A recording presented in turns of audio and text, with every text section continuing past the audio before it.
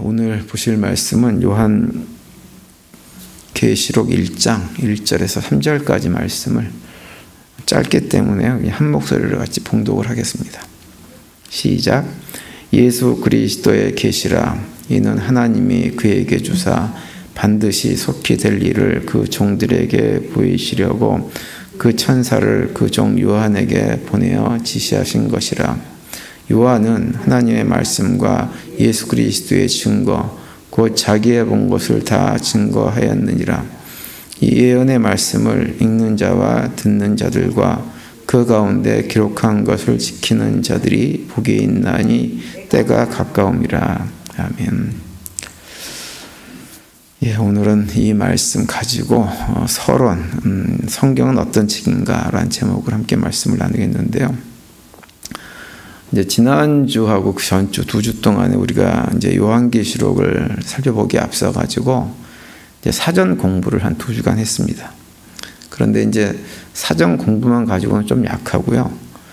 그래서 오늘과 또 다음 주일에는 이제 좀 요한계시록의 좀 서론적인 얘기, 또 성경 전반에 관한 얘기들을 먼저 좀 드리는 게 좋겠다라는 생각이 들었습니다. 그래서 오늘은 먼저 성경 전체의 큰 그림을 한번 좀 우리가 정리를 했으면 하는 그런 생각입니다. 사실은 이것은 제가 그동안에 저희 교회에서 사역하면서 이제 이래저래 이렇게 말씀을 나눌 기회가 있을 때마다 조금씩 다 말씀을 드린 내용이라서 어떤 부분은 이미 다 알고 있는 부분일 수도 있는데요. 그래도 또 한번 정리하고 확인하고 넘어가려고 합니다.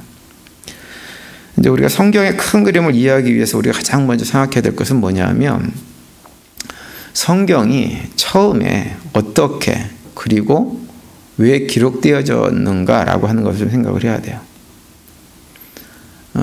신구약 성경 전체를 통해 가지고 성경을 가장 먼저 기록한 사람이 누군가요? 학문적으로는 이런저런 얘기들이 있어요. 그 옛날에 제가 이제 장신대에서 학부과정을 공부할 때 문서설이라는 것이 굉장히 그때 유행을 했어요. 그래가지고는 그 이제 특히 구약성경 같은 경우는 크게 4개의 문서로 조합이 되어 있다. 그래서 J문서, E문서, D문서, P문서 이렇게 해가지고 문서설 그래가지고 그 4개의 문서가 이렇게 조합돼가지고 만들어진 것이 구약 성경이다. 이런 식으로 강의를 많이 했습니다. 근데 이제 세월이 좀 지나가다 보니까 그 의견이 그렇게 썩 맞는 것 같지는 않다라는 얘기들이 신학교에서 많이 나왔어요. 그래서 지금 통합적으로 이렇게 생각을 하고 성경이 어떻게 처음에 쓰여졌으며 왜 쓰여졌는지에 대해서 여러 가지 이론이 지금도 많이 있습니다. 이제 학문적으로는 여러 가지 얘기가 많이 있지만 저는 이제 전통적인 특별히 유대인들이 얘기하는 구약 성경에 관해서는 유대인들이 생각하는 것을 따라야 된다고 생각하는 사람이에요.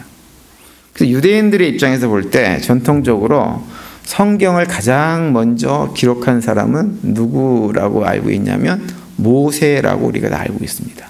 물론 모세가 문자적으로 성경을 기록한 건 아니에요. 그 기록은 언제 가서 되어지냐면 나중에 남한국, 북한국, 남한국이 다 멸망한 다음에 바벨론 포로기에 갔을 때 문서화 되어집니다. 근데 모세가 직접 쓴 것은 아니에요. 그런데 모세가 가장 먼저 하나님으로부터 그 말씀을 받았죠. 받아가지고 그걸 갖다가 후손들에게 계속 전해준 거죠. 그래서 우리가 이제 전통적으로 창세기, 출애굽기, 레위기, 민수기, 신명기를 뭐라 그러나요? 모세오경이라고 부르잖아요. 모세오경. 모세오경이라고 부르는 이유는 그 모세오경의 내용을 모세가 하나님으로부터 받았다라고 하는 거예요. 저는 이제 우리가 이것이 성경 전체를 이해하는 가장 기본적인 출발점이라고 생각을 합니다. 모세를 좀 생각을 해봐야 돼요. 모세가 어떻게 하다가 하나님을 만났나요? 하나님을 만나고 싶어가지고 막 쫓아다니면서 하나님 어디 계세요? 만나주세요. 막 그러다 만났나요? 그렇게 만난 게 아니죠. 그죠? 모세는 하나님을 만날 생각이 전혀 없었어요.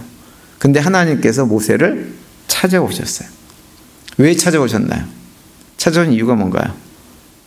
그 이유를 출애굽기 2장 23절 이하에서 이렇게 말씀을 해주고 있죠. 여러 해 후에 애굽 왕은 죽었고 이스라엘 자손은 고역으로 인하여 탄식하며 부르짖으니 그 고역으로 인하여 부르짖는 소리가 하나님께 상달한지라. 하나님이 그 고통 소리를 들으시고 아브라함과 이삭과 야곱에게 세운 언약을 기억하사 이스라엘 자손을 번념하셨더라. 이렇게 말씀을 하고 있습니다. 애굽에서 노예 생활을 하면서 극심한 고통의 자리에 있었던 이스라엘 백성들이 탄식하며 하나님께 부르짖었더니 하나님께서 그 탄식하는 소리를 들으셨다고 하는 거예요. 그래서 하나님께서 그들을 생각하셨고 결국은 그들을 구원하기 위해서 모세를 찾아오신 거예요. 그러니까 하나님께서 모세를 찾아오신 이유는 뭐냐면 이 땅에서 삶의 무게로 고통당하고 신음하는 사람들의 탄식을 들으시고 그 탄식에 응답하셔서 찾아온 것입니다. 그래서 이제 출애굽기 3장 7절과 10절에 보면 이렇게 말씀을 하고 있죠. 주님께서 다시 말씀하셨다. 나는 이집트에 있는 나의 백성이 고통받는 것을 똑똑히 보았고 또 억압 때문에 괴로워서 부르짖는 소리를 들었다. 그러므로 나는 그들의 고난을 분명히 안다. 이제 나는 너를 바로에게 보내어 나의 백성 이스라엘 자손을 이집트에서 이끌어내게 하겠다. 이렇게 하나님께서 모세에게 직접 말씀을 하십니다. 그래서 하나님께서 모세를 불러다가 애굽으로 보내죠. 그리고 애굽에서 여러 가지 기적을 행해가지고 결국은 이스라엘 백성들을 출애굽, 해방을 시켜주십니다. 그리고 우리 출애굽기에 보면 모세가 이제 하나님께 율법을 받으러 산으로 올라가잖아요.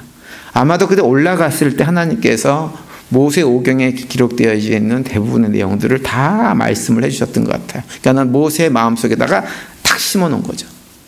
그래서 나중에 모세가 그걸 갖다가 후손들에게 계속 전해서 그것이 구전으로 쭉 내려오다가 바벨론 포로기 때 문서로 기록된 것입니다. 그래서 이 모세 오경은 하나님께서 모세를 통해서 이렇게 알려줘서 기록하게끔 결국은 되어진 책인데, 그렇다고 한다면 하나님께서 모세를 불러다가 이 말씀을 가르쳐 주실 때 어떤 얘기를 하셨을까요? 어떤 얘기가 그 안에서 하나님께서 모세에게 해주셨을까요? 크게 두 가지라고 봅니다. 첫 번째 뭐냐면, 왜 너희들이 이런 삶의 자리에서 고통 가운데, 너뿐만 아니라 모든 인간들이 왜 삶의 자리에서 이런 고통 가운데 삶을 살아가게 됐는지 그걸 설명해 주셨을 거예요. 그 얘기가 뭐예요? 아담과 하와가 에덴 동산에서 범죄한 사건입니다. 그 얘기를 해줬을 거예요. 그리고 또 한 가지는 뭐냐면, 그렇다고 한다면 그런 고통스러운 삶의 자리에 빠지지 않기 위해서 우리가 해야 될 것이 무엇인가 라고 하는 얘기도 해주셨을 거예요. 그것이 모세 오경을 통해서 반복해서 언급하고 있는 하나님께서 주신 율법이요. 한마디로 얘기하면 너희들은 하나님 백성답게 삶을 살아라. 하나님 백성답게 삶을 살아가게 되어지면 너희들이 지금 당하는 그런 고통에서부터 벗어날 수 있다. 이렇게 말씀을 해 주신 것입니다. 그러니까 이것이 성경에 기록된 이유이고요. 성경의 내용입니다. 그래서 성경은 어떤 책이냐면 한마디로 말하면 고통으로 신음하는 인류에 대한 하나님의 응답이라고 할 수 있어요. 실제로도 보면 신앙생활 하시는 분들 대부분이 어떤 경험들이 있냐면 삶이 굉장히 편안하고 아무런 문제도 없고 이럴 때 신앙을 갖게 된 분들은 별로 없으세요. 거의 대부분이 어떤 분들이 신앙을 가지냐면 삶이 고통스럽고 힘들고 이런 경험을 할 때 진짜 인격적으로 하나님을 만나는 경험들을 하고 진짜 깊은 신앙의 자리로 나아가는 분들이 거의 대부분입니다. 삶이 편안하신 분들은 이게 성경 자체가 고통에 신음하는 그 인류에 대한 하나님의 응답이기 때문에요. 삶에 고통이 없는 분들은 하나님 말씀에 관심을 갖기가 정말 어렵습니다. 제가 이런 얘기를 해도 근데 어떤 분들은 또 그런 생각을 할 수 있어요. 목사님, 저는 별로 삶에 그렇게 고통이 없었는데, 어려움이 없었는데요. 그래도 예수 믿게 됐어요. 이렇게 하시는 분들이 있을지 몰라요. 그런 분들은 어떻게 생각하시면 되냐면 이것은 그냥 하나님의 은혜예요. 하나님의 은혜로 그렇게 된 거예요. 자신이 뭐 특별히 훌륭해서 그렇게 된 게 아니라 정말 내가 아무런 고통도 없이 어려운 문제 없이 하나님을 인격적으로 만났다? 그건 은혜입니다. 은혜. 근데 대부분 사람들은 그렇지 않습니다. 삶의 끝자락에 가봐야 그때 가서 하나님 말씀에 귀를 기울이려고 해요. 그래서 성경은 어떤 얘기를 하냐면 고난이 우리에게 유익이다 얘기합니다. 왜냐하면 삶의 고통, 고난은 우리의 마음을 어디로? 하나님께로 향하도록 만들어주기 때문에. 그래서 시편 119편 71절에 보면 시편 기자가 이런 고백을 하죠. 고난당하는 것이 내게 유익이라. 이로 인하여 내가 주의 율례를 배우게 되었나이다. 이렇게 고백을 합니다. 율례라고 하는 건 하나님의 말씀이죠. 그래서 고난 가운데서 하나님의 말씀의 의미들을 깨달아 알게 되어지고 그 말씀에 깊이 묵상하게 되어지고 이런 일을 했다고 하는 거예요. 그래서 고난이 우리의 유익입니다. 예전에 제가 섬겼던 교회에서 이제 어떤 남자 성도 한 분한테 집사님, 그 집사님 또래들하고 같이 한번 나랑 성경 공부 좀 해봅시다. 그러면서 누구가 같이 좀 이렇게 좀 하자고 제가 이렇게 지명을 해가지고 그분한테 얘기를 했어요. 그랬더니 그 얘기를 그 집사님이 듣고서는 저를 쫙 보면서 웃으시면서 의미심장한 얘기를 했어요. 어떤 얘기를 했냐면, 목사님, 그 사람들은요, 삶의 끝자락까지 좀 가봐야 되는 사람들입니다. 이렇게 얘기를 했어요. 그래서 아마 그 사람들 아직 때가 아니라서 성경 공부 안 하려고 그럴걸요. 저한테 그렇게 얘기를 하시더라고요. 결국은 그분들하고 성경 공부를 못했어요. 근데 저는 그분의 얘기가 굉장히 의미가 있는 거예요. 그분이 어떤 의미로 그렇게 얘기했는지는 모르지만 뭔가 꽤 알고 있는 분이에요. 우리 신앙이라고 하는 것은요, 삶의 끝자락을 경험을 해야 진짜가 될 수 있습니다. 그때 가야 하나님을 찾는 거예요. 성경 역사를 봐도 그렇습니다. 이스라엘 백성들 제가 앞에서 잠깐 말씀드렸지만 하나님께서 놀라운 역사를 통해 가지고 자신들에게 가나안 땅을 주시고 그래서 왕국을 건설하고 다윗과 같은 솔로몬 같은 놀라운 임금들을 주셔가지고는 나라를 부흥하게 만들었는데, 그때는 하나님을 떠나가지고 자기 멋대로 살다가 나중에 이스라엘 백성들이 결국은 정신 차린 때가 언제냐면 바벨론 포로기에 가가지고 정신을 차렸어요. 그때도 물론 노예 생활 비슷했기 때문에 여러 가지 어려움이 많이 있었지만 그때는 특별히 영적인 고통이 굉장히 심했습니다. 어떻게 우리가 하나님 백성이라고 하면서도 하나님께서 우리를 버리셨나? 어떻게 성전이 다 무너지고 하나님 백성이 우리들은 이렇게 포로 생활을 하나? 이제 어떻게 되나? 하나님 약속은 사라졌나? 이러면서 영적인 고통들이 굉장히 심했어요. 그런데 그렇게 영적인 고통이 심할 때 그 이스라엘 백성들이 행한 것이 뭐냐면 하나님 말씀에 관심을 갖기 시작했다고 하는 거예요. 그래서 그들이 거기에서 그동안의 구전으로 쭉 전해져 내려오던 하나님의 말씀들을 다 문서로 정리해가지고 책으로 만들었다고 하는 것이 학문적인 정설입니다. 그래서 그 말씀을 통해서 다시 한번 자신들이 왜 그런 고통의 자리에 떨어지게 되었는지를 확인하고, 그리고 자신들이 두 번 다시 그런 고통의 자리로 떨어지지 않기 위해서 자신들이 해야 될 것이 무엇인지를 말씀을 통해서 거듭거듭 공부하고 확인했던 것이 바벨론 포로기입니다.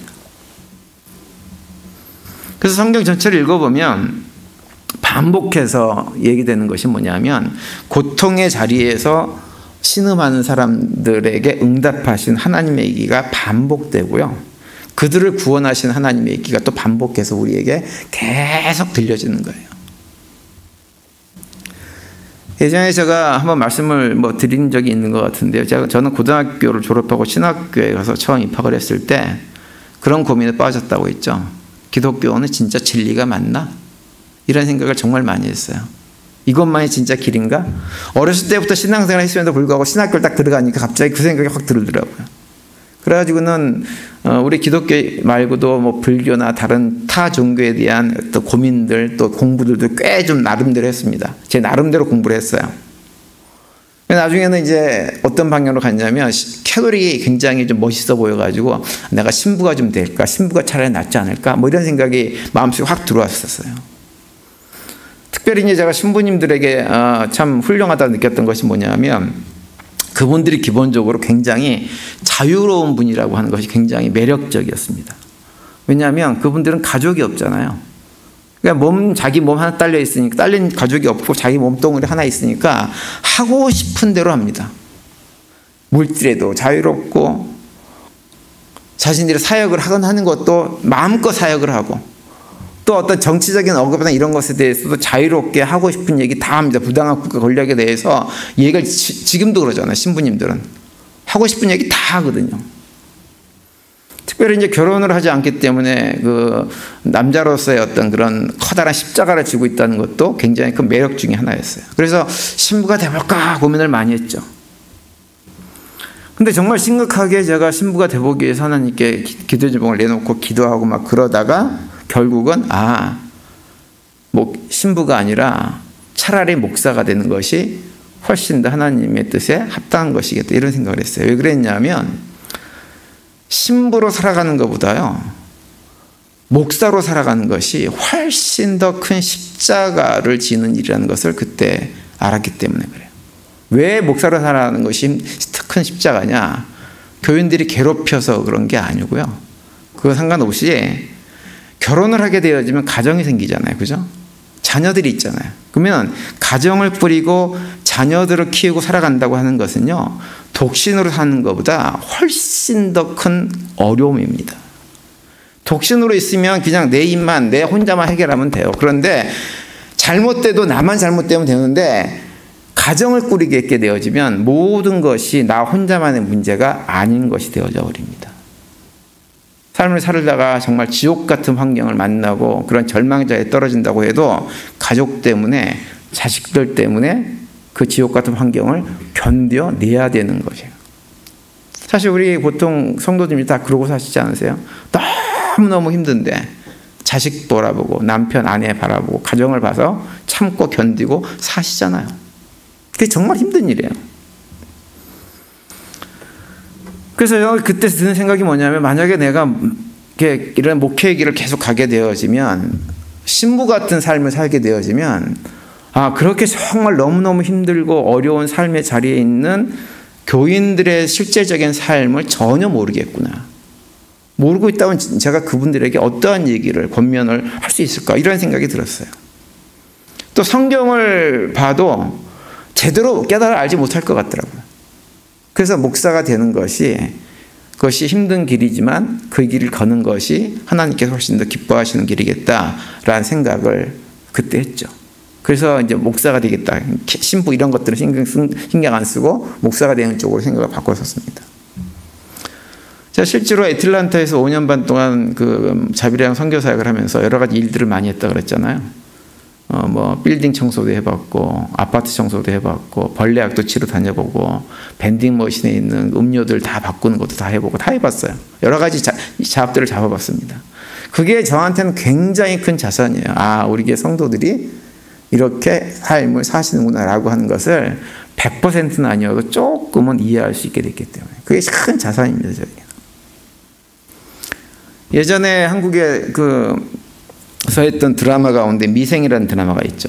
근데 그 미생이라는 드라마가 한국의 직장인들의 삶을 갖다가 정말 가장 근접해서 보여준 드라마라고 하더라고요. 그래서 많은 직장인들이 그 드라마를 굉장히 재미있게 봤다고 하는데, 그 드라마 중에 어떤 장면이 나오냐면, 어느 그 회사에 직장을 퇴사하고 자영업을 하는 직장 선배가 직장에서 막 고분분투하면서 너무 직장 생활이 힘들어가지고는 퇴사를 하려고 하는 후배에게 충고하는 내용이 나와요. 그 드라마에 보면. 근데 그 선배가 그 후배에게 뭐라 그러냐면, 야, 그곳은 전쟁터지만 여기는 지옥이야. 이렇게 얘기해요.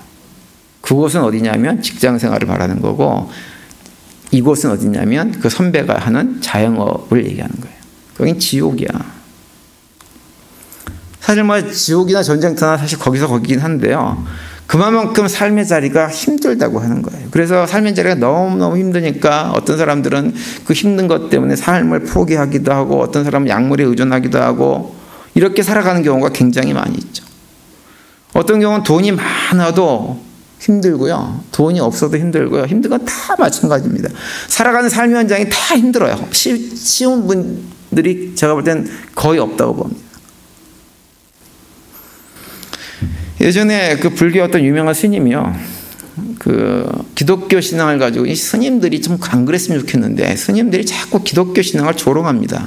방송 같은 데 나와가지고 신문이나 이런 데도 그런 조롱하는 것들을 굉장히 많이 써요. 근데 그분이 어떤 분이냐면, 혹시 아실지 몰라요. 증문즉설이라고 해가지고 사람들이, 청중들이 거기서 질문을 바로 하면 거기서 자기 나름대로 어떤 설명을 해줘요. 삶의 지혜를 얘기해주는 그런 강의를 하시는 분이세요. 근데 그분이 어떤 신문에다 기고한 내용이 뭐냐면, 자기는 예수 믿는 사람들이 전도할 때 이제 자기 신도들한테 그렇게 얘기한다는 거예요. 예수 믿는 사람들이 불자한테 전도를 하면서 불신지옥 이런 얘기를 하게 되어지면 그 얘기를 듣고 기분 나빠하지 말고 어떻게 반응하라고 가르치냐면, 나를 지옥에 보내주셔서 감사합니다라고 웃으면서 인사하라고 가르친다고 하는 거예요. 그러면서 이제 그 글에 어떤 내용을 써놨냐면, 만약에 내가 지옥에 간다 그러면 난 지옥에 스스로 가가지고 그 지옥에 있는 중생들을 구제하는 일을 차라리 난 하겠다. 그래서 날 지옥에 보내주면 감사하다. 뭐 이런 얘기를 해요. 언뜻 생각하면 그런 생각이 들죠. 지옥에 빠지라고 하는 말을 들으면서도 그걸 무리하게 생각하지 않고 상대방에게 너그럽게 생각하는 참 인격이 훌륭하신 스님이구나, 불자구나, 이렇게 생각할 수가 있는데요. 이게 말이 굉장히 멋있어 보이지만 사실은 말만 멋있게 하는 소리입니다. 그게. 왜냐하면 그분이 스님이 되놓으니까, 세상을 떠나서 살다 보니까 세상이 얼마만큼 전쟁터이고 지옥인지를 전혀 모르기 때문에 그런 소리를 하고 있는 거예요. 저는 그 스님이 정말로 죽어서 지옥 가가지고 중생들을 구제할 생각이 있다고 한다면, 제 생각에는 그분이 먼저 이 세상에서 지옥 같은 환경 속에서 삶을 살아가고 있는 그들이 말하는 중생들이 살아가는 삶을 살아보고 견뎌보고 난 다음에 그런 얘기를 해야 된다고 생각을 해요. 근데 그 스님은 어떻게 사나요? 이 중생의 삶이 무서워가지고 힘들어가지고 인연 다 끊고 머리 자르고 산속에 숨어서 살면서, 그렇게 세상에 도망쳐 사는 사람이 나중에 죽은 다음에 지옥 가서는 중생을 구제하겠다? 여기서 못한 걸 거기서 어떻게 하냐고요. 못하는 게 당연하죠. 그러니까 말만 멋있게 하는 거예요. 안 죽어봤다고 말을 너무 쉽게 하는 거죠. 제가 여러 번 말씀을 드렸지만 우리가 지옥을 말할 때 많은 분들이 오해를 합니다. 지옥 생각하면 늘 죽어서 가는 곳이라고 생각을 해요. 그래서 죽은 다음의 문제로 생각을 하는데, 사실은 지옥은 죽어가는 곳이 아니에요. 지옥은 어디에서부터 시작되느냐? 이 땅에서부터 이미 시작되고 있어요. 이 땅에서 하나님을 대적하고 하나님을 그 마음으로부터 내보내버려서 내가 나의 나라를 만들려고 살아가는 모든 사람들이 지옥 같은 삶을 살아갑니다. 그래서 그 지옥 같은 모습을 로마서 1장에서 정확하게 우리에게 묘사를 해주죠. 로마서 1장 28절 이하에 보면 이렇게 말씀합니다.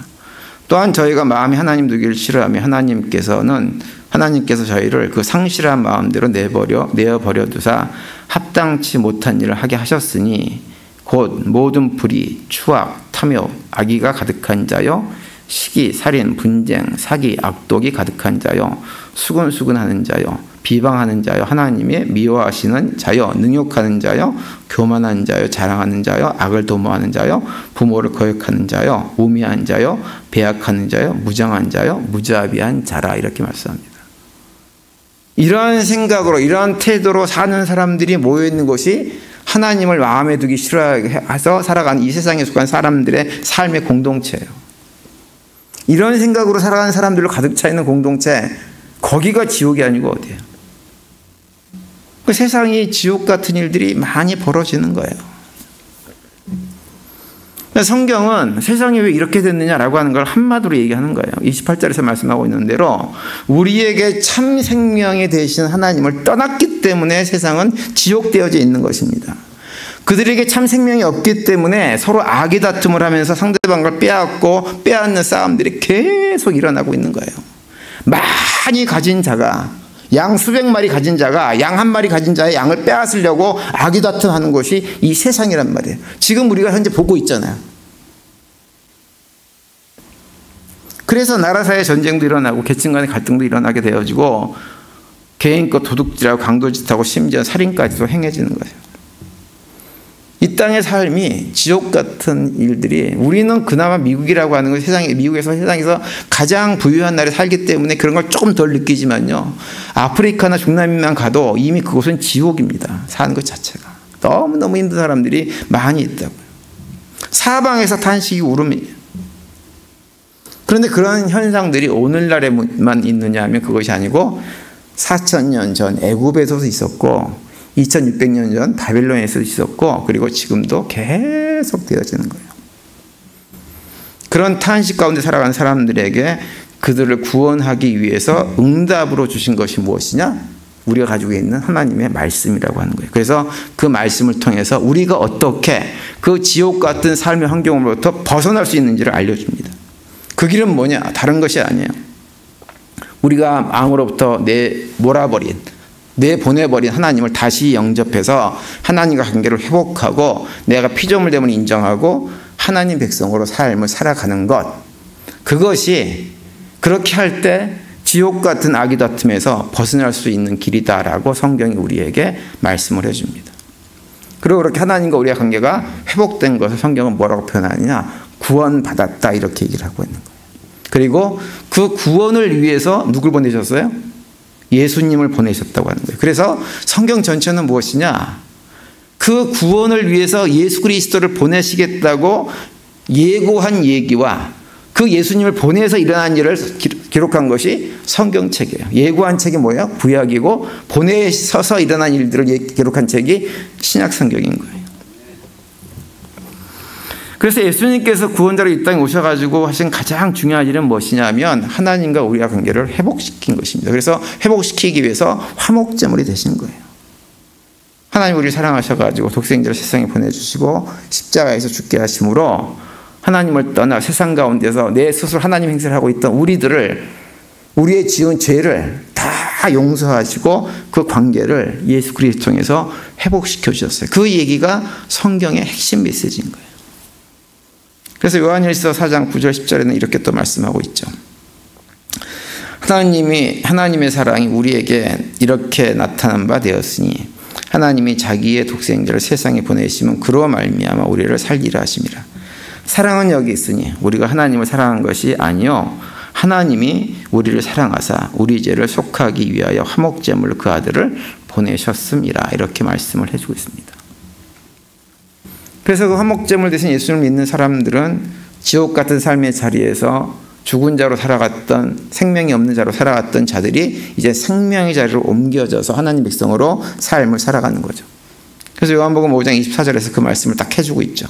내가 진실로 진실로 너에게 이르노니 내 말을 듣고 또 나 보내신 이를 믿는 자는 영생을 얻었고 심판에 이르지 아니하느니 사망의 생명으로 옮겨졌느니라. 이렇게 말씀을 해주고 있습니다. 그래서 우리가 이제 성경은 어떤 책이냐라고 물을 때 그 대답은 뭐냐면 고통 가운데 신음하고 있는 이 땅의 인류를 향한, 우리를 향한 하나님의 응답이다. 이렇게 말씀하고 있고요. 말씀할 수 있고, 그리고 그 응답으로 주신 말씀이 바로 예수 그리스도다라고 하는 거예요. 너희들이 예수 그리스도를 믿음으로 구원받는다. 나랑 관계가 회복된다라고 하는 것이 성경의 핵심 메시지입니다. 예수를 믿어야 하나님을 떠남으로 야기된 모든 고통으로부터 해방될 수 있다고 하는 거예요. 그래서 우리가 성도들이 해야 될 가장 중요한 일을 한 가지를 꼽으라고 하면 그것은 어떤 사역이나 어떤 일이 아니에요. 딱 한 가지, 그건 뭐냐면 예수를 잘 믿는 거예요. 예수를 잘 믿으면 아무리 삶의 환경이 지옥 같아도 환경이 더 이상 문제가 되지 않게 되는 것입니다. 그런데 이제 제가 이렇게 설명을 해도 제 설교를 들으시면서도 어떤 분들은 별로 공감을 하지 못하는 분들이 계실 거예요. 왜 그러냐면 내가 예수를 열심히 잘 믿고 있는데 여전히 우리의 삶의 환경도 그렇고 내 안에 있는 모습도 그렇고 여전히 탄식이 사라지지 않는다라고 하는 생각을 하시기 때문에 그래요. 실제로 탄식이 사라졌나요? 여전히 남아있죠. 예수 잘 믿으려고 하고 애쓰고 말씀도 읽고 기도도 열심히 하는데 여러 가지 사건 사고도 일어나고 하던 사업이 망하기도 하고 뭐에서 쫓겨나기도 하고 밀려나기도 하고 소외당하기도 하고 이런 일들이 계속 일어나잖아요. 그래서 어떻게 보면 우리가 예수를 믿기 전과 믿은 다음에 삶의 환경이 아무것도 바뀐 것이 없다라고 하는 생각이 들기도 하고, 무엇보다도 우리가 믿음 생활하면서 갖는 그 고민은 뭐냐면 내 안에 있는 세상적인 탐욕, 세상적인 갈증 자체가 여전히 그대로 존재한다고 하는 거예요. 그래서 그 내 안에 존재하는 세상적인 어떤 그 욕망들 때문에 나도 살면서 계속해서 끊임없이 내 주변에 있는 누구와 이런저런 갈등 속에 힘들어하는 삶을 계속 살아갑니다. 그러면서 그런 고민을 하는 거죠. 내가 정말 예수를 제대로 믿는 건가? 믿고 살고 있는가? 크리스찬으로 산다는 게 결국 이런 것인가? 이런 갈등과 고민들이 우리에게 있어요. 그러면서도 또 하나님 백성이 되었다고 하는데도 하나님이 그런 구체적으로 우리 삶 속에 개입하셔가지고 우리 삶을 만져주시고 변화시켜 주시고 세워나가 주시는 것을 경험하냐 하면 경험하지 못하는 경우도 굉장히 많이 있습니다. 삶의 풍요로움과 만족이 없어요. 이런저런 괴로움들은 계속 유지가 되어지고 도대체 하나님 내 삶 속에 하나님 어디 계세요? 라고 하는 고민들이 있을 때가 훨씬 더 많이 있어요. 그러다 보면 영적으로 좌절하고 절망하기도 하고 교회를 다녀서 뭐해? 라는 생각이 들기도 하고 괜히 교회 가봐야 시끄럽게 복잡하기만 하지 차라리 교회 안 나가는 게 낫겠다. 그래서 교회를 안 나오기도 합니다. 그래서 우리가 계속 그런 탄식들, 영적인 탄식들을 하게 되어집니다. 근데 그건 언제까지 존재하냐면요. 요한계시록이 그래서 우리한테 이제 주시는 메시지가 그거예요. 그건 언제까지 계속되느냐. 우리가 이 세상을 마칠 때까지는 변함이 없이 계속될 수밖에 없다는 얘기를 요한계시록이 우리한테 해주는 거예요. 그러면서 그런 탄식 가운데서 하나님 백성으로 삶을 살아갈 때 너희들에게 앞으로 주어질 것이 무엇이냐라고 하는 것을 요한계시록이 우리에게 말씀해 줍니다. 그 말씀의 결론 부분이 어디냐면 요한계시록 21장 4절 말씀이 이거예요. 모든 눈물을 그 눈에서 씻기심에 다시 사망이 없고 애통하는 것이나 곡하는 것이나 아픈 것이 다시 있지 아니하리니 처음 것들이 다 지나갔습니다. 이렇게 말씀을 하고 있어요. 다 지나갈 거라고 하는 거예요. 다. 계속 유지되는 것 같지만 아니라고 하는 거예요. 다 지나갈 때가 반드시 와서 눈에는 더 이상 눈물 흘리지 않고 애통하는 것도 없고 곡하는 것도 없고 아픈 것도 없는 그런 날이 반드시 올 거라고 하는 거예요. 그렇기 때문에 지금의 믿음의 여정이 힘들고 어렵지만 그럼에도 불구하고 하나님의 말씀을 붙들고 그 말씀에 순종해서 삶을 살아가게 되어지면 우리는 반드시 승리한 삶을 살게 될 것이다 라고 말씀해 주는 책이 요한계시록이라고 하는 거예요. 그래서 오늘 보면 마지막 3절에서 이렇게 얘기하잖아요. 이 예언의 말씀을 읽는 자와 듣는 자와 그 가운데 기록한 것을 지키는 자는 복이 있나니 이렇게 말씀을 합니다. 이건 율법을 잘 지키라고 하는 것이 아니에요. 힘들고 어렵지만 하나님을 바라보고 의지하면서 최선을 다해서 믿음의 길을 걸어가는 자들, 그런 자들에게 복이 있고 결국은 그들이 하나님께 약속하신 것을 성취하는 것을 경험하게 될 것이다. 그러니 이 믿음의 여정을 끝까지 달려가자라고 권면해 주는 책, 그 책이 바로 요한계시록입니다. 그래서 오늘 저녁에 공부한 내용, 말씀드린 내용 가운데 다 잊어버려도 한 가지만 꼭 기억하세요. 그건 뭐냐면 하나님은 어떠한 분이시냐? 우리의 고통을 결코 외면하지 않고 반드시 응답해 주시는 분이라는 사실을 잊지 마시기 바랍니다. 그 얘기를 해주는 책이 요한계시록이라고 하는 거예요.